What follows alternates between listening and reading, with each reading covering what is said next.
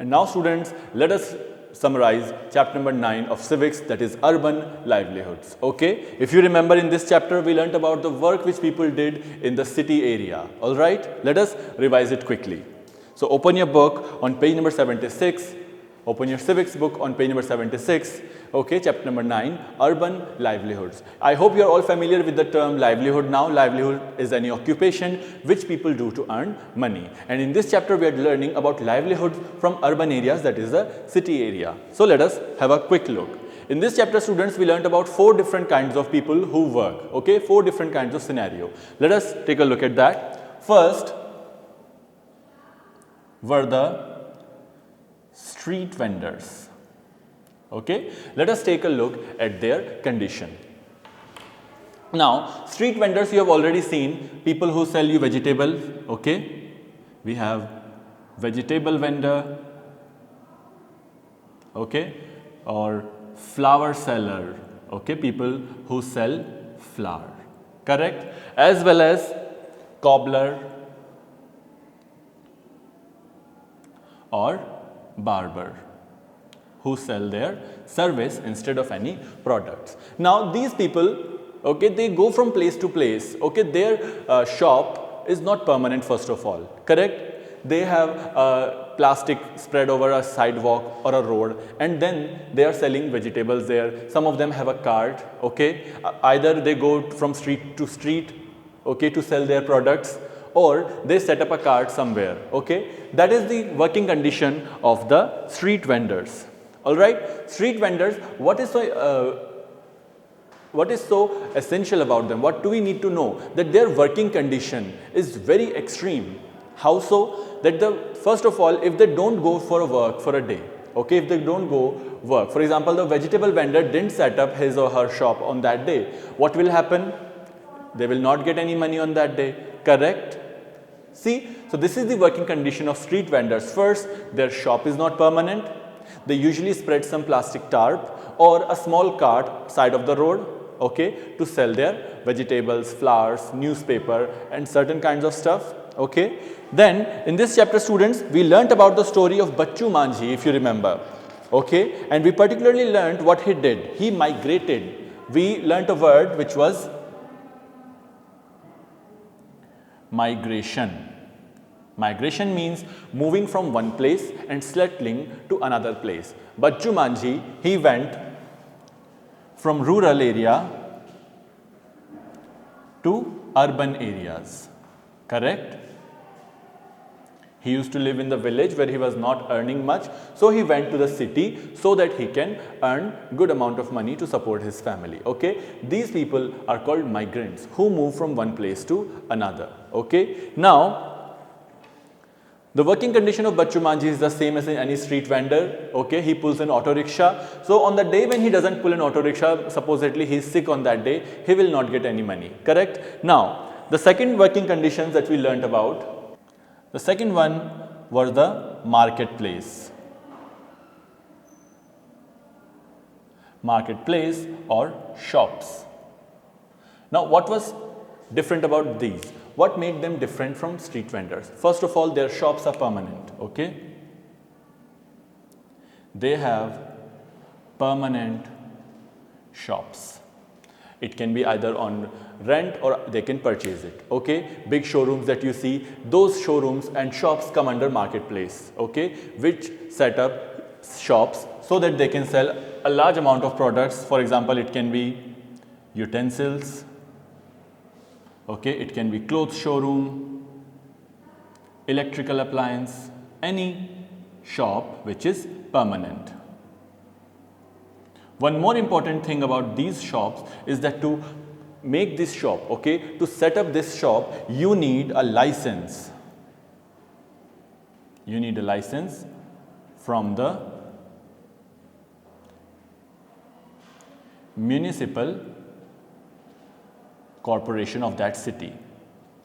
Okay, and then you will have to follow all the rules which the municipal corporation of that city tells you relating to your shop. For example, if the municipal corporation says that you have to keep your shop closed on Wednesday or the second Sunday of a month, you will have to follow those rules. Okay, so these were the working condition of street vendors their shop is not permanent, they have to go from place to place to sell their products.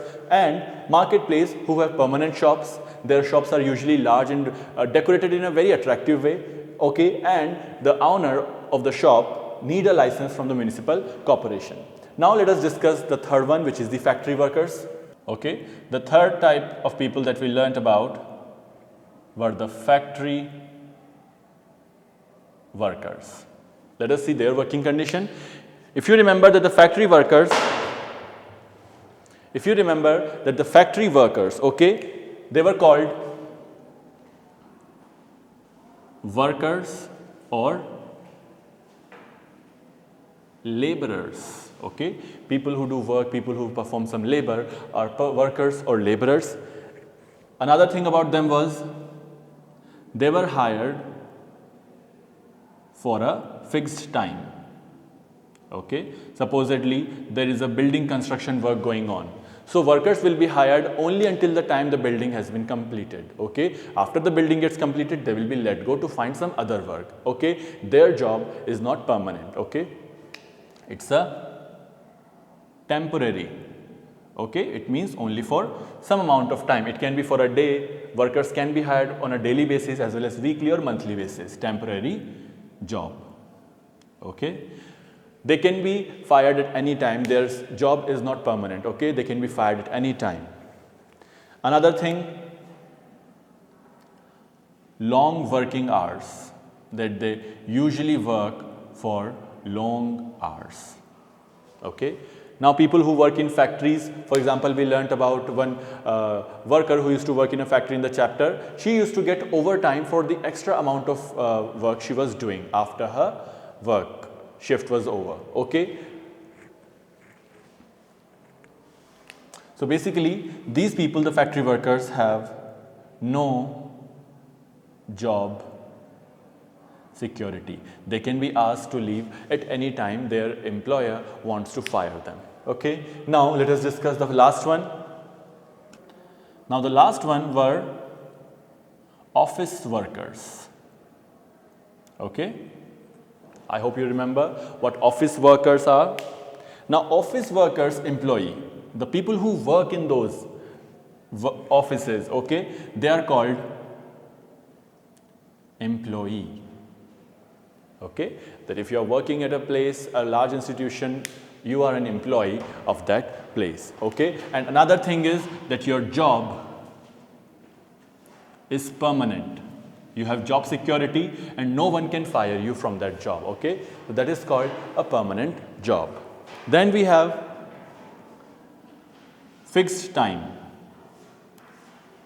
People working in offices have a fixed time, okay. They are only allowed to work on that time only. A fixed time is there. And another thing, fixed salary, okay. Apart from these, they get certain benefits as well for working in the area. Certain benefits like paid holidays, okay. If they take a holiday, it will be paid. The money will not be deducted. But in the case of in the case of factory workers, in the case of street vendors, what will happen if a worker or a vendor is not going to a work for at a certain day, on a certain day? What will happen? He or she will not earn any money on that day. But it is not in the case of a person who works in an office, okay. His holidays are paid, okay. So Sundays, national holidays, festival celebration holidays, all are paid holidays, okay.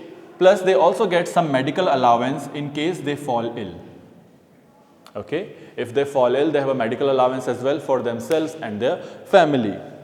Another thing, office worker usually get pension after they retire, okay. After you have reached a certain age where you cannot work anymore, you will continue to get a little amount of money from that office, from that institution as pension for your old age, okay.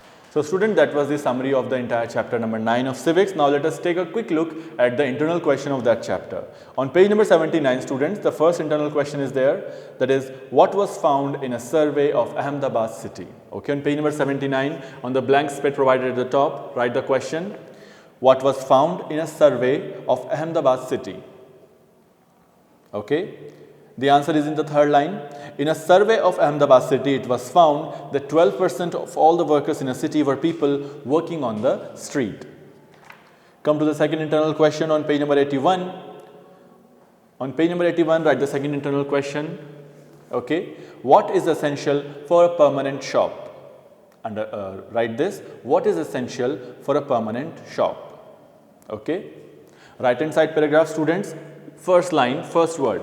License to do business by the municipal corporation. That if you want to set up a permanent shop, which I just told you earlier, that if you want to set up a permanent shop, you need a license to do business by the municipal corporation. Underline this in your book on page number 81.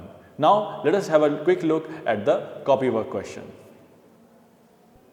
So now students, after summarizing chapter number 9, let us discuss its copywork. Question number 1, what do you mean by labor chowk? Okay, labor chowk is a place where daily wage laborers assemble and wait for work. I told you just a few minutes ago that laborers can be hired on daily basis. Okay, so labor chowk is a place where the daily wage laborers assemble and wait for work. They wait for someone to come and hire them for that day. All right. Question number 2, what is a call center?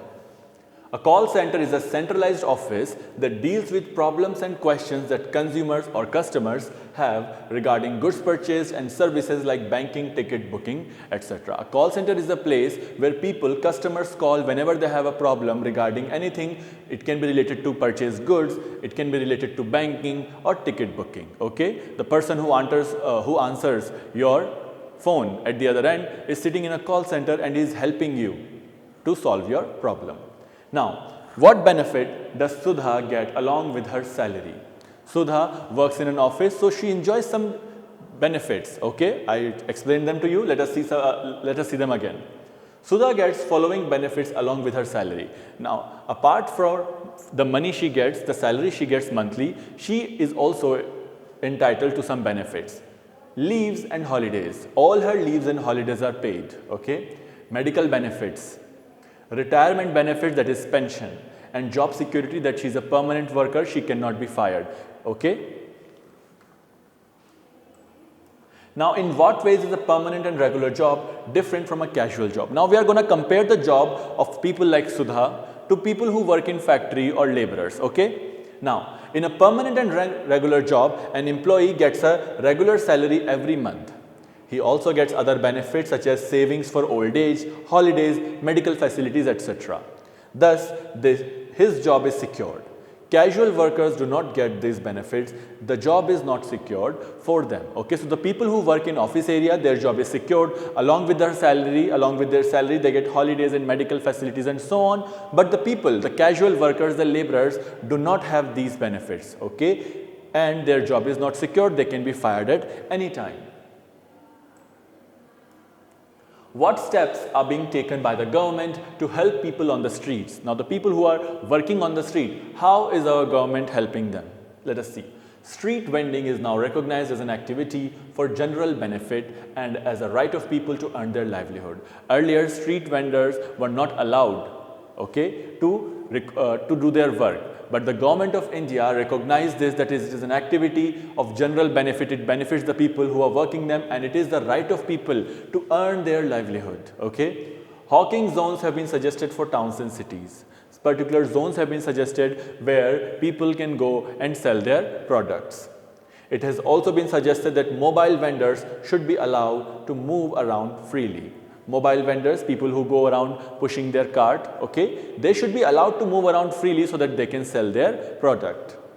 Making hawkers committees to take decisions relating to them. And the hawkers have also created a committee, a union of their own, and now they can take a unified decision. So student, this was it for our revision of the chapter of history and civics. Okay, thank you so much.